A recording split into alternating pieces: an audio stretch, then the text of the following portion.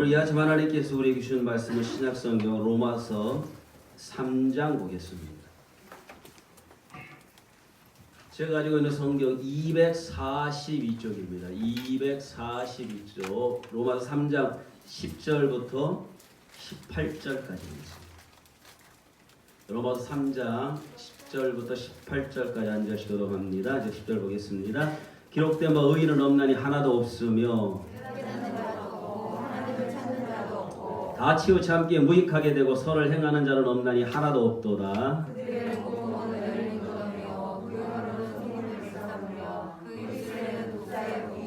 그 입에는 저주와 악독이 가득하고 파멸과 고생이 그 길에 있어. 함께 했습니다. 그들의 눈앞에 하나님을 두려워함이 없느니라 함과 같으니라. 아멘.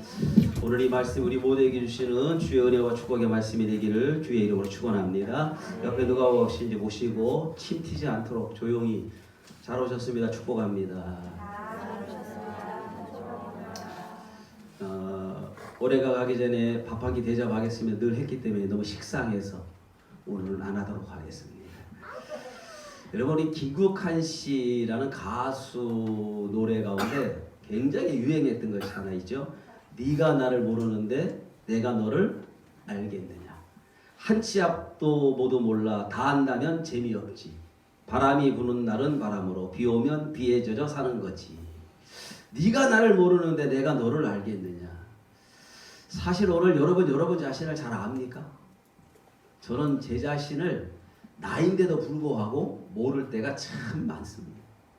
그래서 많은 사람들이 그런 얘기를 합니다. 아마 내가 미쳤나 봐. 내가 왜 저랬지? 아마 내가 그때 잠깐 미쳤던 것 같아. 자기도 자기를 잘 몰라요. 분명히 자기가 한 일인데도 불구하고 자기를 잘 모르는 거예요. 그래서 심지어는 내가 미쳤던가 봐 하고 자기를 자학하기도 한다. 우리는 나를 가장 잘 안다고 생각합니다. 그래서 사실 우리 자신을 잘 몰라요. 여러분, 자동차가 고장나거나 물건이 고장나면 수리하는 데 갖다 맡깁니다. 왜 맡기냐면 그 자동차나 그 물건을 오랫동안 만져봤기 때문에 웬만한 것들은 고칠 수 있기 때문에 그렇습니다. 우리는 자동차가 고장나거나 물건이 고장나면 전혀 손을 대지 못해요. 왜? 그걸 배운 적이 없기 때문에 그렇습니다. 그래서 수리하는 데 갖다 주면 그 기사가 잘 수리합니다. 우리 교회 제습기가 잘 안 돌아가서 좀 끙끙거리고 제습기 공장에 갖고 갔더니 10분도 안 돼서 금방 그걸 고쳐 갖고 왔어요. 그랬더니 물이 얼마나 잘 받아지는지 모릅니다. 다행히 기사가 잘 알아서 고쳐주면 다행인데 어떤 기사는 이렇게 얘기합니다. 아무리 봐도 어디가 고장난지를 모르겠습니다. 이러면 어떻게 해야 됩니까? 버려야 됩니다. 그래서 그 기사가 이렇게 얘기하죠. 아무리 봐도 이거 어디가 어떻게 고장난지 모르니까 이거 버리고 차라리 새로 사십시오. 여러분의 병원에 가도 마찬가지죠. 많은 검사를 합니다.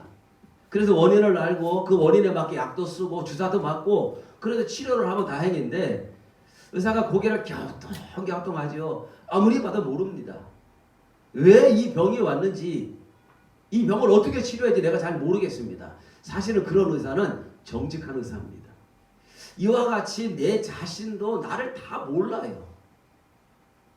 나임에도 불구하고 내가 나를 모른다는 거예요. 그런데 나를 가장 잘 아시는 분이 있습니다. 여러분, 물건을 가장 잘 아는 사람은 그 물건을 만든 사람이에요. AS 기사가 그 물건을 많이 만져봐서 익숙하고 웬만한 건 고칠 수 있지만 그 물건을 만든 사람만큼은 모른다라는 것입니다. 여러분, 내가 나를 잘 모르지만 나를 만드신 분이 계시단 말이에요. 나를 만들고 나를 창조하신 분이 누구시다? 하나님이시라는 거예요. 그러니까 나는 나를 잘 모르지만 우리 하나님은 나를 누구보다 잘 아신다는 것입니다. 그러므로 여러분이 여러분 자신을 잘 알기 위해서 가장 먼저 해야 될 것은 나를 지으신 그 하나님을 내가 먼저 알면 됩니다. 하나님은 전능하시고 하나님은 능력 많으시고 하나님은 나를 지으셨기 때문에 나는 나를 모르지만 그 하나님이 나를 누구보다 잘 알고 있다는 거예요. 그래서 여러분 자신을 잘 아는 방법은 하나님을 알면 알수록 나를 알게 된다 이 말입니다. 그럼 우리 하나님을 어떻게 알아요?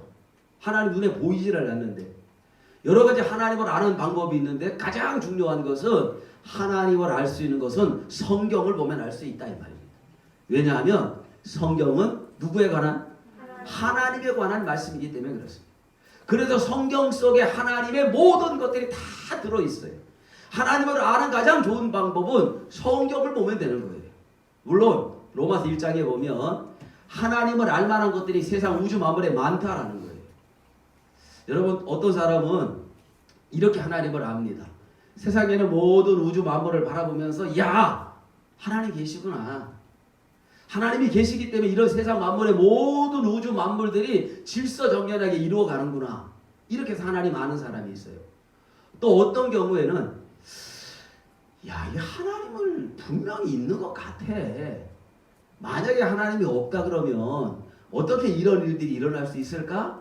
라고 생각하고 하나님을 스스로 믿으려고 하는 사람이 있다는 거죠. 여러분 전자입니까? 후자입니까? 어떤 사람은 아예 하나님이 계신 것을 믿을 생각을 하지 않습니다. 하나님이 어디 계셔?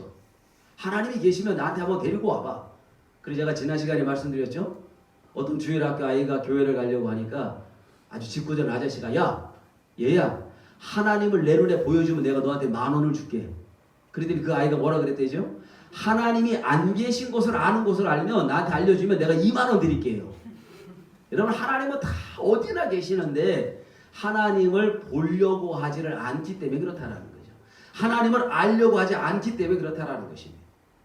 그래서 하나님을 알면 알수록 하나님도 알지만 더 놀라운 것은 내 자신을 잘 알 수 있다는 것입니다.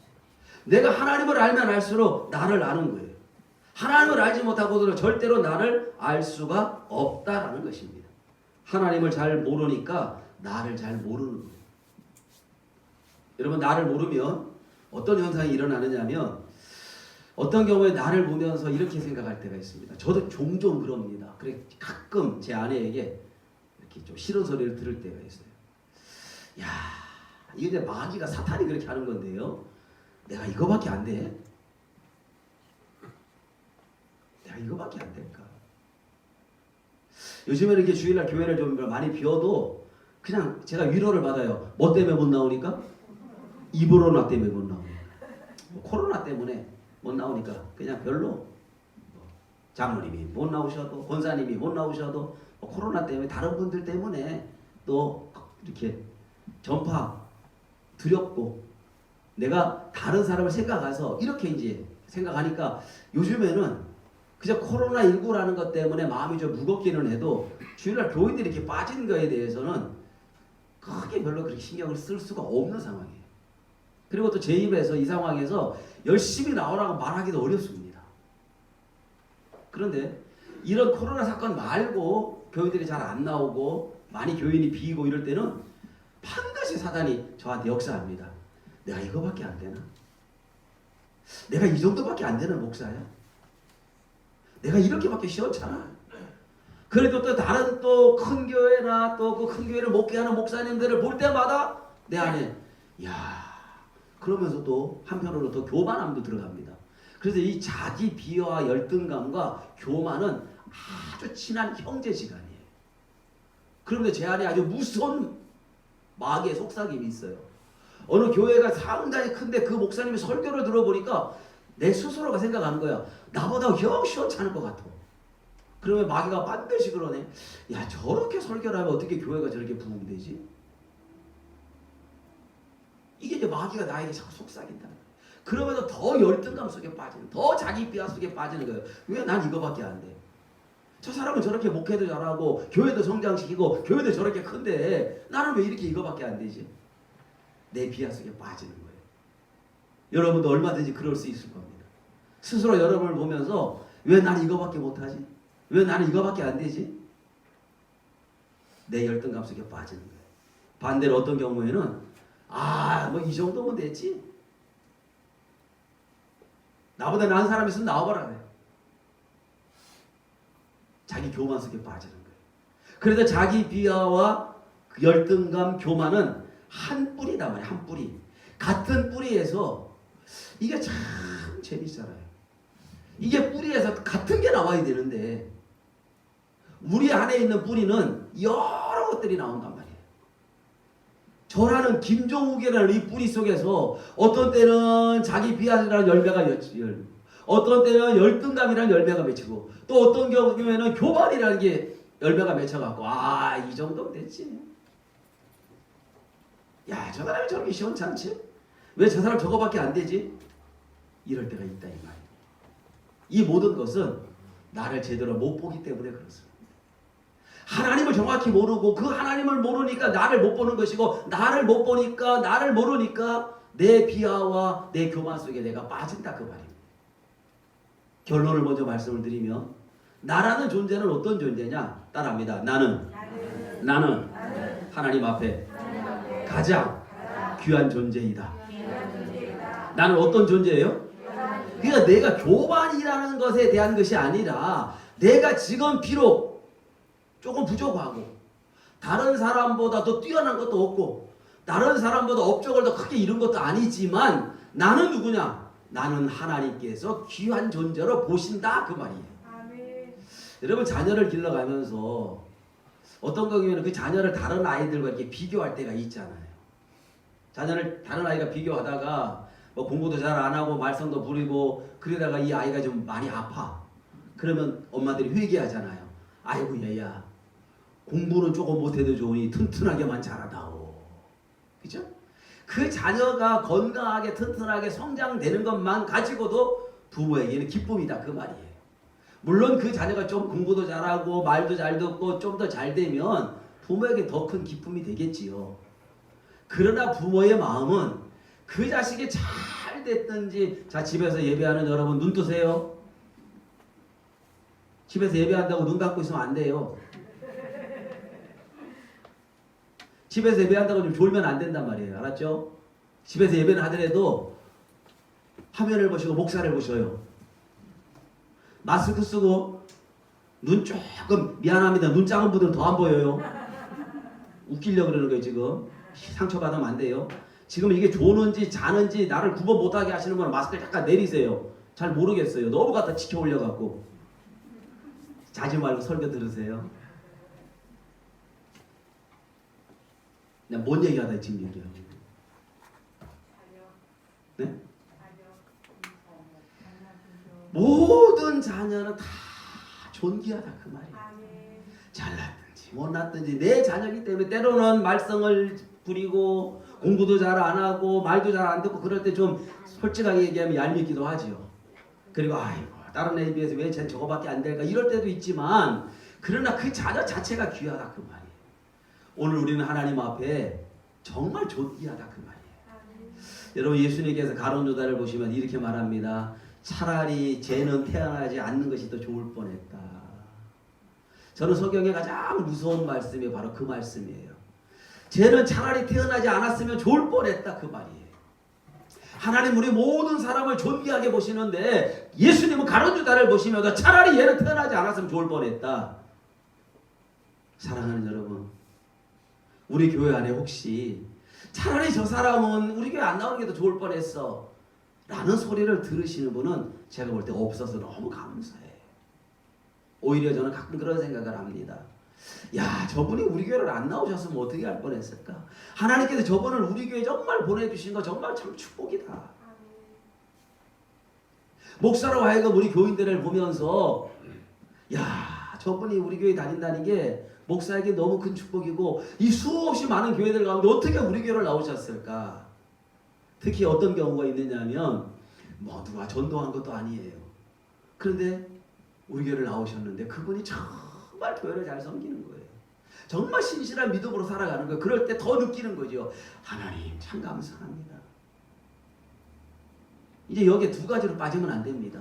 그래서 목사가 너무 또 그분을 의지하다 보면 문제가 생길 수도 있어요. 그저 스스로 목사가 생각을 하는 거죠. 야, 참 하나님께서 존귀한 분을 보내주셨다. 저분이 정말 우리 교회에 있어서 정말 귀하구나. 여러분이 자녀들이 부모님이 바라보면서 이렇게 돼야 돼. 제가 우리 집에 안 태어났으면 어떻게 할 뻔했을까? 질문 하나 할게요. 우리 어머니는 어떻게 생각하실까? 저를 보고? 우리 어머니는 저를 보고 어떻게 생각하실까요? 우리 어머니가 딸, 아들, 딸, 그 다음에 임신, 그게 나예요. 그러니까 또 딸이 될까봐. 어제 그저께 제가 어느 분이 돌아가셔서 조문을 나갔습니다. 근데 갔더니 딸만 넷인데 딸이 황씨예요. 근데 그 어머니도 황씨야. 이상하다. 어머니가 황씨고 딸만 넷이야. 그런데 제가 막내 딸을 알아가지고 조문을 갔는데 그분이 그래요. 우리 어머니 참 대단하십니다. 우리 어머니가 그 시대에 딸만 넷을 낳아서, 그러니까 막내 딸이 저보다 나이가 많아. 60인가 지금 그렇게 됐으니까요. 61인가 정도 됐을 거예요. 그러니까 우로 언니는 나이가 상당히 많을 거 아니에요. 아버지가 쫓아내서 아들을 못 낳았다고. 그 딸을 넷을 데리고 모든 딸의 이름들 호적을 자기에게 다 올리고 평생을 혼자서 넷을 키우신 거예요. 얼마나 위대합니까? 그래서 제가 웃으면서 그랬다. 지금 같았으면 어머니가 최고로 대접받았을 텐데. 딸을 몇이나 낳았어요? 넷이나 낳았어요. 지금 같으면 얼마나 대접받았겠습니까? 저 아들이 만약에 이 집에 안 태어났으면 어떻게 할 뻔했을까? 어떤 경우는 회사에서도 야, 저 직원이 우리 회사에 없었으면 어떻게 했을까? 이런 소리를 듣는 직원들도 있다 이 말입니다. 여러분, 저 사람은 여기 있으나 마나 하고 차라리 저 사람은 여기 없어야 되고 저 자식 저거 내가 차라리 없는 게 낫지, 이런 소리를 듣는다 그러면 이 얼마나 불행한 인생일까요? 사랑하는 일회교회 성도 여러분, 가룟 유다처럼 차라리 내가 태어나지 않았으면 좋을 뻔한 것이 아니라 내가 여기 있어서 이 교회에 내가 없으면 어떻게 할 뻔했을까 라고 다른 사람에게 칭찬받는 은혜의 사람들 되시기를 주님의 이름으로 축복합니다. 하나님 앞에 우리가 다 존귀하다 이 말입니다. 그런데 성경은 이렇게 하나님 안에 존귀한 우리지만 성경은 우리를 보고 뭐라고 말씀드리느냐? 10절 보십시오. 로마 3장 10절입니다. 같이 읽습니다. 시작. 기록된 바 뭐라고요? 의인은 없나니 하나도 없으며 23절 밑에 내려가 제가 있습니다. 모든 사람이 죄를 범하였음에 하나님의 영광에 이르지 못하더니. 기록된 바 의인은 없나니 몇 명도 없다? 하나도 없다. 그러니까 이 말은 뭐냐 하면 모든 사람은 다 뭐라는 거예요? 죄인이라는 거예요. 그러니까 스스로 내가 좀 의롭게 산다고 할지라도 하나님은 나를 보면서 너도 죄인이라는 거예요. 그러니까 모든 사람이 죄인이니까 따라합니다. 나도 분명히 죄인이다. 맞죠? 나도 분명히 죄인이라는 거예요. 아주 로마서에는 딱 잘라 말했어요. 의인 비스무리한 사람도 있다 이렇게 말하지 않았다는 거예요. 모든 사람이 죄인이다 이 말이에요. 모든 사람이 죄를 졌기 때문에 하나님께 영광에 이르지 못한다 그런 말이에요. 이 말씀을 예수님을 안 믿을 때는 거부발이 일어납니다. 내가 왜 죄인이야? 그런데 놀라운 것은 예수님을 믿는 믿음이 생기니까 모든 사람이 죄인이라 그러는데 우리는 뭐라고 대답합니까? 아멘. 이 얼마나 신기한 일이에요. 여러분에게 죄인이라 그러는데 여러분은 아멘이라는 거예요. 아멘이란 말이 뭡니까? 인정한다. 그렇다. 맞다. 내가 죄인이다. 그 말이에요. 그 이유는 뭐예요? 하나님을 알고 누구를 알기 때문에? 나를 알기 때문에 그렇습니다. 그래서 예수 그리스도를 믿는 신앙의 출발은 뭐냐? 내가 죄인임을 아는 거예요. 예수님 안에서 쓸모있고 가치 있는 인생이 되는 가장 중요한 방법은 내가 죄인임을 아는 거예요. 여러분, 내가 죄인임을 알아야만 살 수가 있습니다. 성경에는 죄의 삭슨, 죄의 결과는 사망이라고 했어요. 그러니까 죄를 지면 반드시 뭐합니까? 죽습니다.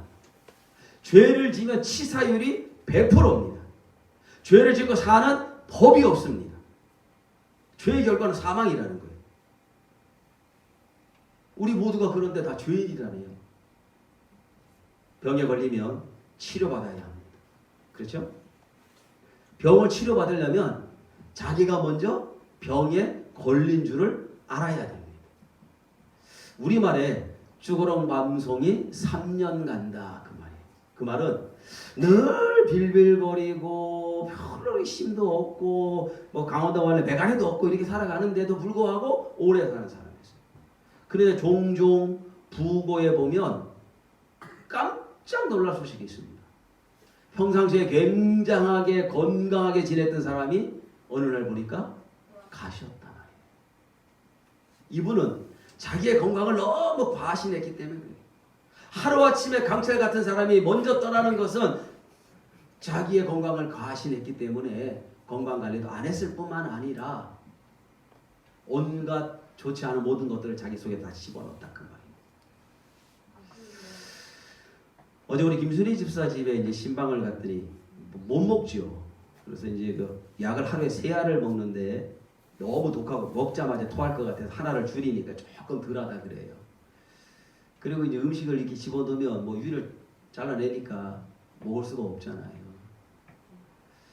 그래서 참 많이 이렇게 좀 말라요. 그리고 또 누가 옆에서 밥이라도 해주고 하면 좀 음식 냄새를 덜 맡으면은 먹을 수 있는데 자기가 맡아가면서 하기도 어렵고 또 아들 하나 있으니까 밥도 해줘야 되고 어떤 때는 그냥 그 주문해서 이렇게 아들 먹이고 그런다는. 그랬더니 북한 말이 참 재밌습니다. 딸이 요즘에 이제 20년 만에 한국에 왔다 그랬잖아요. 그래서 공부합니다. 요즘은 학교 가도 대면에서 공부를 못 하고 그냥 온라인 강의를 듣고 시험을 보냐 보니까 시험이 얼마나 치기 어렵겠어요. 그러니까 우리 김수희 사는 말이 우리 딸이 요즘에 시험 보느라고 되게 바쁘다는 거예요. 사실은 바쁘다는 표현 우리 안 쓰잖아요. 시험 보느라고 힘들어한다, 공부하느라고 어렵다 그랬더니 공부하느라고 바쁘다는 거예요. 그러니까 요즘에 경제적으로 우리는 어렵습니다. 요즘 재정적으로 힘듭니다. 이렇게 얘기해야 되는데 북한은 경제가 굉장히 바쁘다 이렇게 얘기합니다. 근데 저를 보고 이렇게 얘기해요. 목사님 몸이 왜 이렇게 못 쓰게 됐냐고. 전혀 우리 그런 말 안 하죠. 못 쓰게 된 몸입니다. 그 얘기는 자기가 오랜만에 나를 보니까 조금 슬림해진 거야. 살이 좀 빠진 거야. 그런데 북한 용어는 뭐냐 하면 못 쓰게 됐다는 거야. 일회교회 담임 목사는 못 쓰게 됐어요. 그래서 한참 그리고 웃고 이렇게 왔는데요. 내가 병이 걸렸다는 걸 알면 병원을 가는 거예요. 병원을 가면 병원에서 다 고치지는 못해요. 그러나 내가 죄인임을 알면 영적인 의사 대신 예수님 앞에 나가면 그분은 고치지 못할 병이 하나도 없는 줄 믿으시기를 주의 이름으로 축복합니다. 그래서 내가 영적인 죄인임을 깨닫고 예수님 앞으로 나가면 그게 사는 길이다 그 말이에요. 따라합니다. 예수님께만 사는 길이 있다. 예수님께 나가야만 죄 씻음 받고 구원도 받고 영원히 산다라는 것입니다. 그런데 죄가 없다고 생각하는 사람은 예수님께 나올 이유가 없습니다. 그러니까 자기 힘을 믿고 자기 멋대로 살고 자기를 믿고 살다가 그는 영원한 지옥불에 들어갈 수밖에 없는 것입니다. 그래서 성경은 의인은 없나니 하나도 없다 이 말씀은 네가 죄인이가 네가 예수님 앞으로 나오기만 하면 결론으로 얘기하면 네가 살 수 있다라는 거예요. 그러니까 여러분 내가 죄인이라는 것을 아는 것이 얼마나 중요하냐. 내가 죄인이기 때문에 나는 살 수 있습니다. 아멘인가요? 내가 죄인이기 때문에 내가 살 수 있는 거예요. 내 스스로 의인이라고 생각하면 나는 못 사는 거예요. 내가 의인이 아니거든. 근데 죄의 결과는 반드시 뭐다? 사망이다. 치사율 100%다 그 말입니다. 전부여 의지 없어서 손들고 옵니다. 주 나를 박대하시면 나 어디 가리까. 내 죄를 씻기 위하여 피 흘려 주신 주 곧 되게 하는 마음으로 주 앞에 옵니다. 전부여 의지 없어서 손들고 옵니다. 내가 주님만 의지한다라는 거예요. 그래서 마태복음 5장에 팔복에 대한 말씀 가운데 첫 번째 말씀이 뭐예요? 심령이 가난한 자가 복이다. 심령이 가난하다는 것은 나는 하나님만 의지합니다. 내 능력, 내 힘을 의지하는 것이 아니라 나는 하나님만 의지합니다. 주님만 의지해서 내가 손들고 나갑니다. 하나님만이 나의 주인이시고 하나님만이 나의 생명이시고 하나님만이 나의 모든 것입니다. 주님이 우리를 박대, 여러분 문전박대 그러잖아요. 주님 우리를 박대하시면 우리가 나갈 길이 없어요. 장로교를 창시한 칼빈의 5대 강령이라는 게 있습니다. 칼빈의 5대 강령이 첫 번째가 뭐냐면 인간은 전적 타락이다. 그러니까 칼빈이요 인간과 하나님을 쭉 보면서 5가지 강령을 딱 정해놓은 거예요. 근데 이게 기독교에 굉장히 중요한 거예요. 여러분이 혹시 애울 수 있으면 애우는 게 굉장히 좋습니다. 머릿속에 집어넣는 게. 첫 번째 따라합니다. 인간은 전적 타락. 이 인간이 전적 타락했다라는 것은 우리 스스로 구원을 받을 수 있다 없다? 없다 그 말이에요. 우리는 전적으로 타락되어 있기 때문에 우리 스스로 구원받을 수 없다. 두 번째로는요. 무조건적인 선택. 하나님은 우리를 무조건적으로 다 선택한다라는 거예요. 근데 이제 이 두 번째가 약간 이제 해석이 좀 필요하기 때문에 세 번째 것과 같이 연결을 시켜야 됩니다. 그런데 칼빈은 두 번째를 무조건적인 하나님의 선택. 이 말은 하나님은 선택하는데 주권적으로 왜 얘는 선택하고 얘는 왜 버리셨습니까? 라고 물어볼 수가 없다 그 말이에요. 이 하나님의 선택하는 것은 하나님의 뭐에 달렸다? 주권에 달려있다 이 말이에요. 인간은 이래요. 예를 들어서 제가 누구에게 뭘 하나 줄 때 인간은 조금 마음에 더 드는 사람, 조금 더 잘하는 사람에게 더 주고 싶은 게 인지상정이지요. 그런데 제가 예를 들어서 누구에게는 주고 누구에게는 안 줘서 그게 이렇게 다 드러나면 좀 삐질 수는 있지만 여러분 가운데 목사님 왜 저 사람은 주고 난 안 줘요? 이렇게 얘기할 수 있어요 없어요? 할 수 있어요 없어요? 있더라고. 야, 저는 저한테 와서 우리 교회는 아니에요. 우리 교회는 참 어떻게 하겠어. 근데 여기 양심이 좀 삐딱한 사람은 할 수도 있는데 우리 교회는 지금까지 그런 일이 없어요. 또 제가 뭐 그렇게 편애를 알아서 생각하시면 됩니다. 근데 저한테 와서 목사님 이번에 누구는 이렇게 줬다면서요. 오늘 아침에도 전화가 왔어요. 어느 목사님한테 쌀 400kg 성미가 나왔는데 어느 한 교회를 주고 싶은데 지금 그 목사가 전화를 안 받는다. 통화를 해서 연결을 좀 시켜주라. 그래 아침 전화를 제가 했어요. 그때 그분이 깜짝 놀라는 거예요. 사모님이. 목사님 우리 교회 쌀이 지금 10kg 남아가지고 지금 걱정을 하고 고민하는데 어떻게 정확히 알고 그렇게 얘기하시냐고. 그래서 제가 여름이니까 쌀을 오래 두면 벌레 생긴다. 제 목적은 한 교회 다 주는 것보다 2개 나누면 2군데 갈 수 있잖아요. 그래서 200kg는 갖고 가고 200kg는 내가 다른 곳에 한 군데 주고 싶다. 그랬더니 200kg만 해도 감지 덕지죠. 근데 만약에 거기서 왜 400kg 다 안 주고 200을 나눠요? 이러면 얼마나 얄밉겠어요. 그죠? 근데 그분이 목사님 그러셔야죠. 우리가 다 갖고 오는 것보다 2군데가 도움받아 훨씬 좋잖아요. 오늘 아침에 저는 또 하나님의 심부름 또 잘했습니다. 그래서 이따가 200kg 갖고 가고 또 한 교회에서 또 200kg 갖고 갈 거예요. 근데 어떤 분은 이런단 말이에요. 왜 저 사람은 주고 나는 안 줍니까? 우리는 하나님 앞에 그럴 수 없다 그 말이에요. 그걸 뭐라 그런다?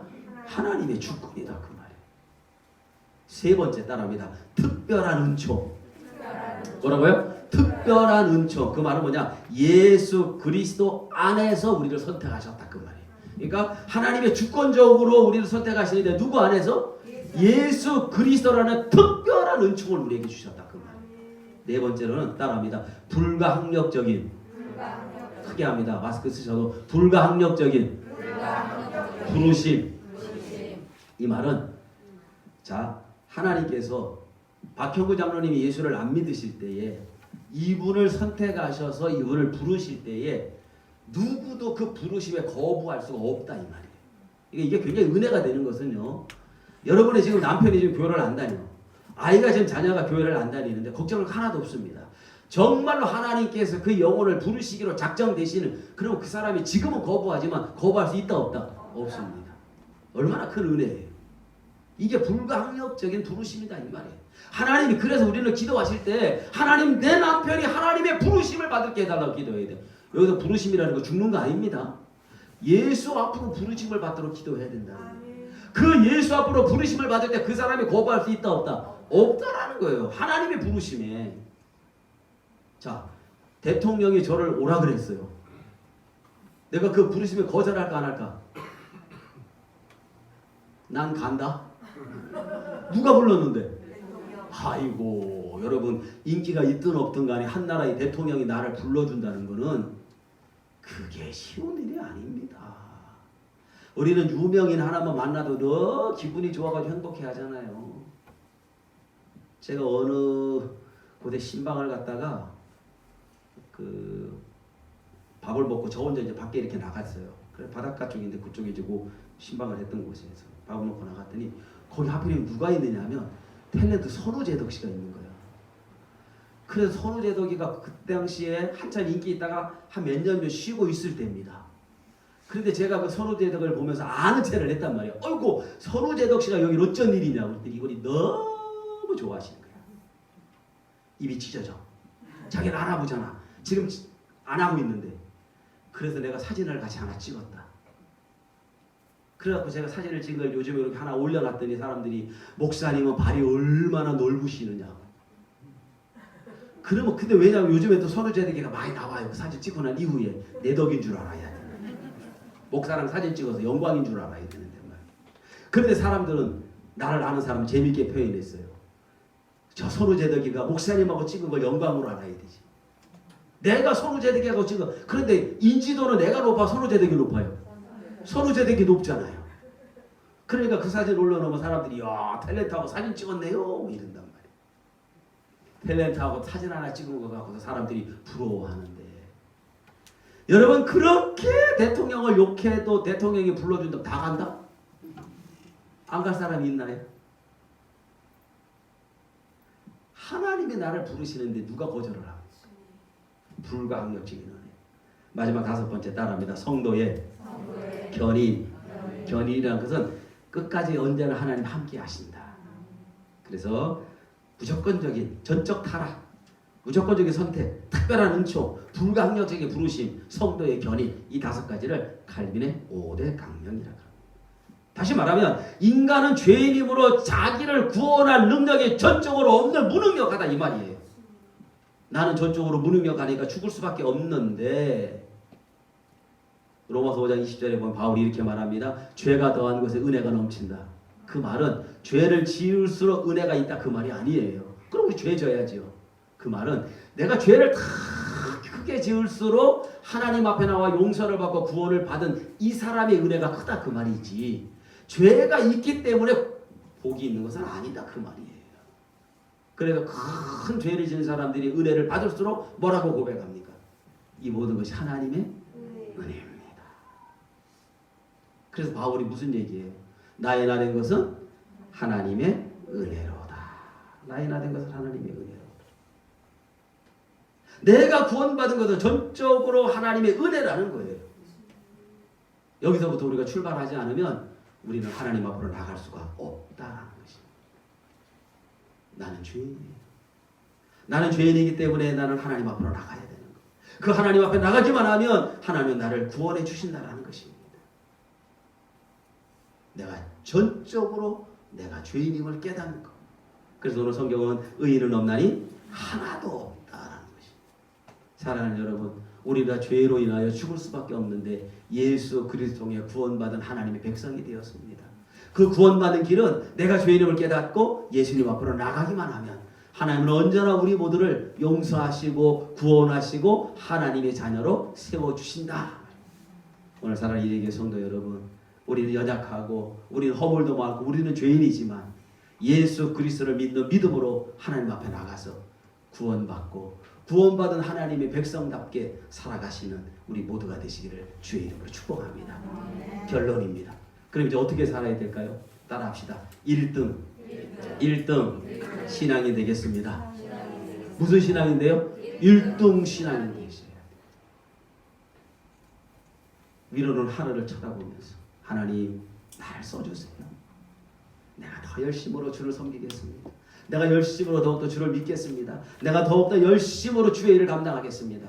그렇게 하나님은 우리에게 감당할 수 있는 능력도 경하여 줄 줄로 믿습니다. 오늘 이 시대 가운데 하나님 앞에 존귀하게 쓰임받는 1등 신자 되시기를 주님의 이름으로 축복합니다.